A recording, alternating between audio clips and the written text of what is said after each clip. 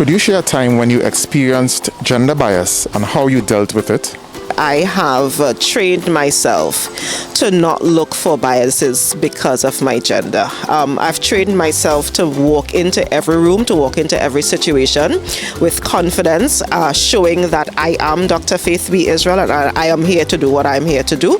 And I think because of that, people recognize that even if they were biased against me, and even if there are thoughts about being biased against me, that is not going to fly, and I'm not going to allow them to do it. I have been pushing back against it. I have been even mentally preventing myself from putting that kind of limitation on myself whenever I enter a space, and people recognize that and they see it and they respond to it. What keeps you going as a woman, even at times when you felt like giving up? What keeps me going is me recognizing and me acknowledging the fact that my emotions are real. My emotions are there for a reason. They are a signal that things are happening or not happening. If I am feeling sad, I try to recognize why I'm feeling sad, what's happening to allow me to feel sad. Then I try to fix what is causing me to feel sad, and that allows me to move forward. If I'm angry, I ask myself, why are you angry? What's going on? What are the situations that is causing you to think like this, to feel like this? I then try to resolve those situations and then move forward. What tips or advice would you give to other women or girls who continue to experience gender bias? We are all God's children and we were all created equally. Coming from that background, it means that in many instances, we need to not think of ourselves as different. Yes, we may be physically different. Yes, there may be differences in strength, physical strength.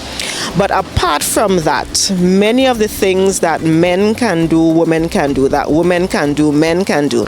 And if we start projecting that within our spaces, that would actually remove the bias that many people around us have. My colleagues, for example, know that there are certain things that you cannot say around me. There are certain things that you cannot do around me because I would call you out on it. As a matter of fact, we joke about the fact that if they do say something that does progress, that does show some level of gender bias, they actually look at me and apologize. Faith, we're sorry, we won't say that again, and then they continue with the statement, or they continue with what they were, the substantive point of what they were making. One of the things women need to learn is that the pitch of our voice, and this is a very practical example, the pitch of your voice actually determines whether people listen to you.